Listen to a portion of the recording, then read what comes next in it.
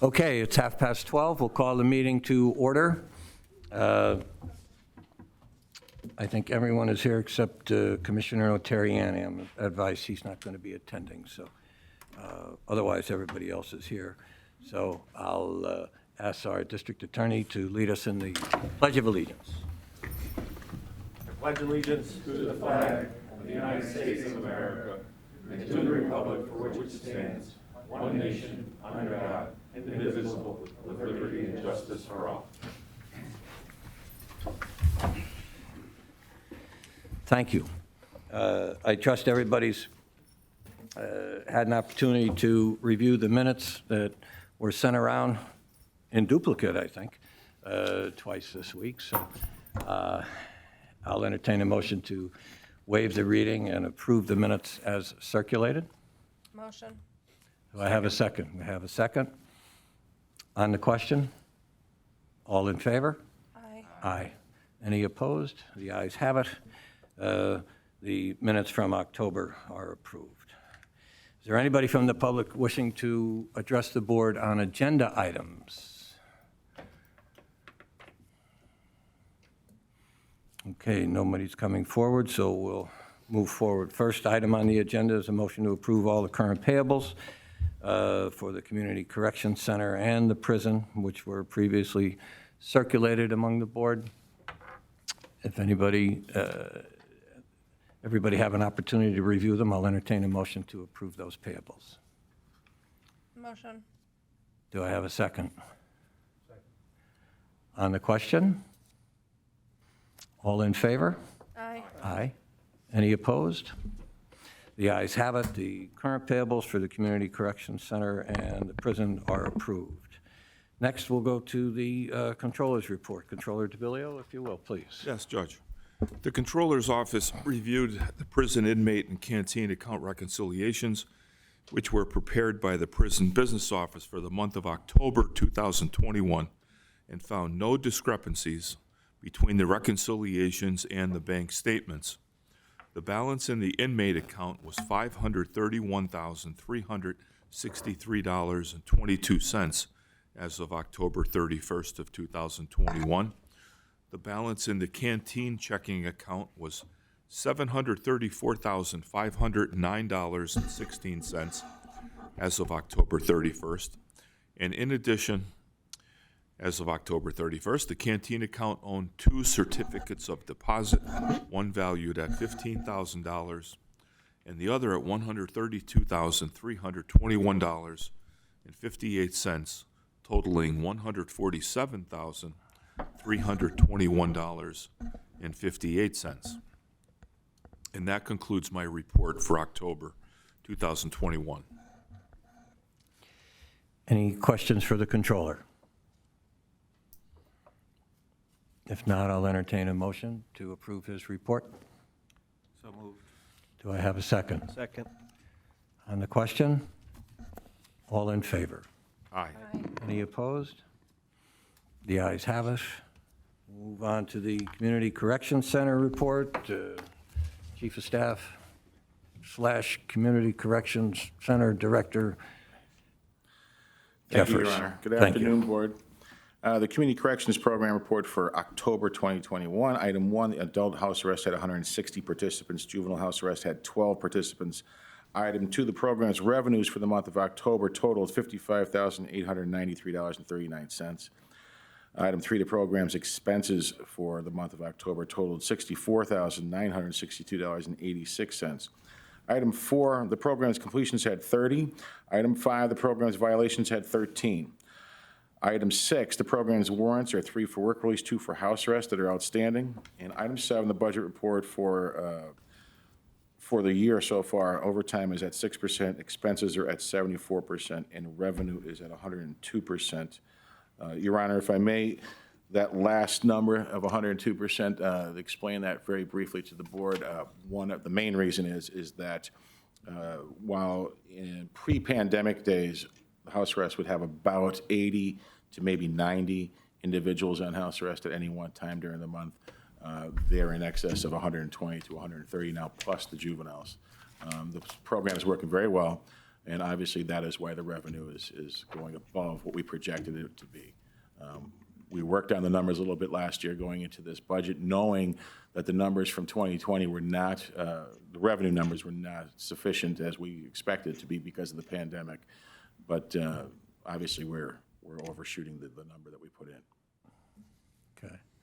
The number of violations, 13, I think you said? 13, yep. Is that higher than usual? Not really. It's probably about 2 or 3 higher. Its average is between 8 to 10 a month.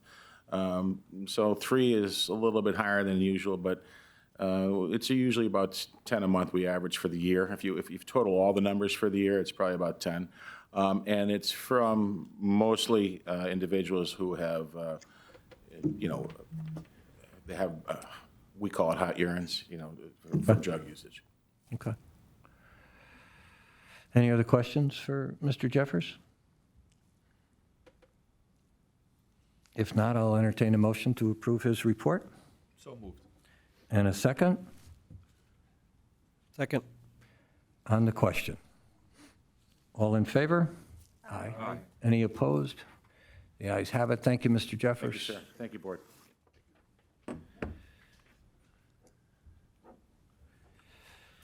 Now we'll get the Warden's Report. Good afternoon, members of the board. The average daily population for October 2021 was 657 inmates. 491 were county inmates.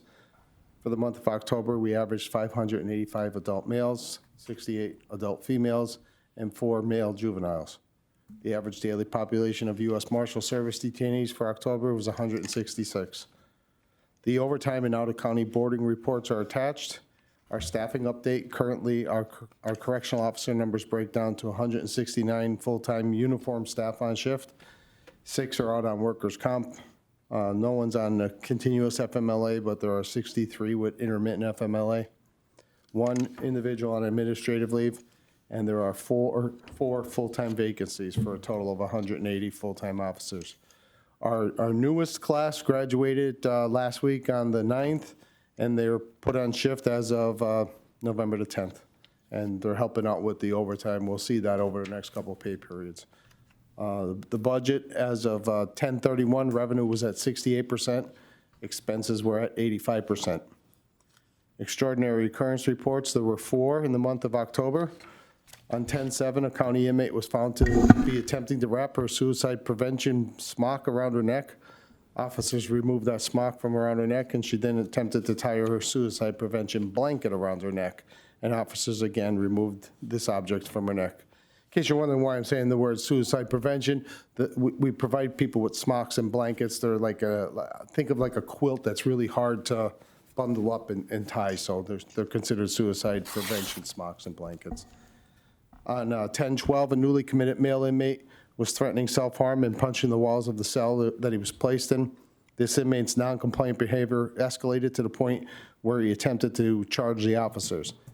The officer got him under control and placed him in the emergency restraint chair for his safety and the safety of the staff. On 10/26, a county inmate was observed banging his head off his cell's walls. Attempts to de-escalate the individual were unsuccessful, and staff had to place him in the emergency restraint chair for his own safety. On 10/28, a county inmate was discovered in his cell unconscious with a sheet wrapped around his neck. Staff attempted to revive this individual. He was transferred to the CMC hospital where life-sustaining measures were employed.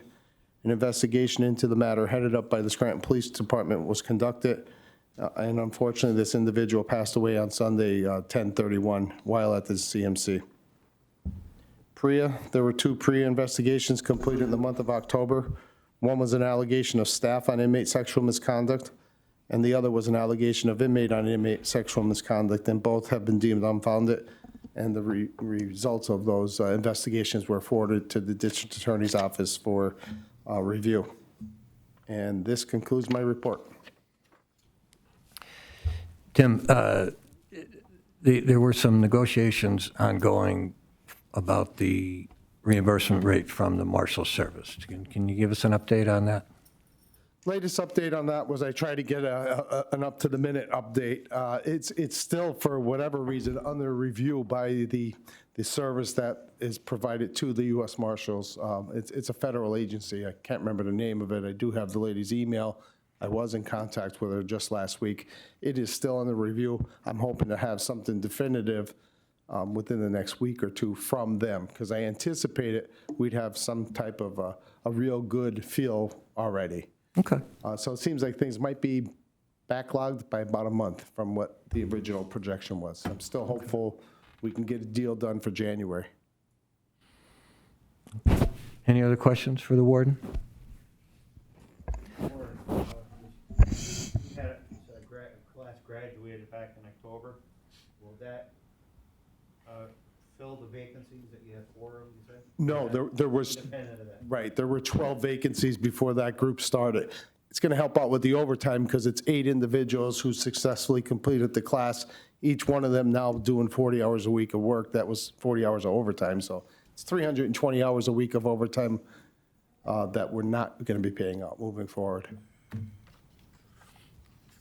Warden, the inmate that passed away, was he at the county prison a while, or how long was he there? Early September. He was committed in early September. And this occurred on 10/28, so about 6 weeks.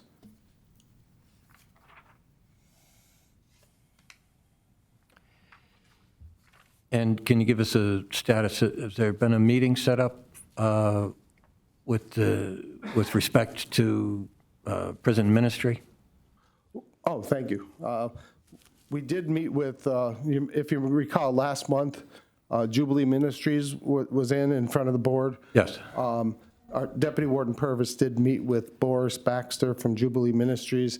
They had some productive conversations. I wanted to have a follow-up conversation with him, only because I'm looking more for the kind of service that they're providing in the Luzerne County Correctional Facility, which is, in my mind, what is being a chaplain. What was presented to Deputy Warden Purvis was more along the lines of, them wanting to come in to do a weekly service and some Bible studies. I'm looking for more than that. I'm also open to any other individuals that are interested in that. But I'm not looking for the person to be a Lackawanna County staff member. I don't think that was ever discussed with the salary board, with the commissioners, with the prison board. But what we are looking for is a chaplaincy, a chaplain or chaplains. They did mention that they would have a male and a female chaplain that would, if we allowed it, would be willing to come in to provide weekly services and Bible studies. And that's great. Honestly, we have that now. And I'm not knocking what they're offering there. We're looking for a group or an organization that's going to act as the coordinator of religious services for the Lackawanna County Prison, advocating on behalf of the Lackawanna County inmates. And I want to have a discussion with Mr. Baxter about that, just to see if they're thinking along those same lines. I just haven't had a chance to get a hold of them just yet. But he Okay. did meet with Deputy Warden Purvis last Okay. Friday. All right. Any other questions for the warden? If not, I'll entertain a motion to approve the warden's report. Motion. Have a second? On the question? All in favor? Aye. Aye. Any opposed? Ayes have it. Thank you, Warden. Stick around, please. Okay, anybody from the public want to address the board?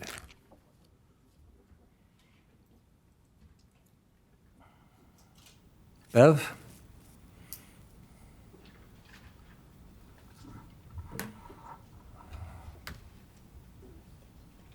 Bev DeBarros, Scranton. I just need to say their names. David DeKalb. I can't hear you, Bev. I'm sorry. Can you? I just need to say their names. David DeKalb and Mark Glaze.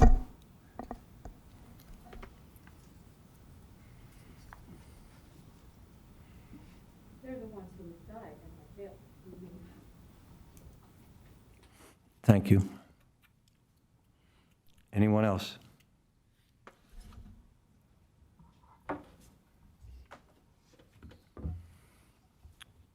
Okay, any other members' business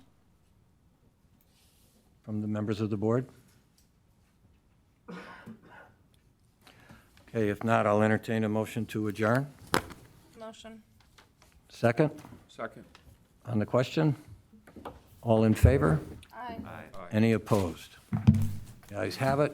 We are adjourned. Thank you, everybody.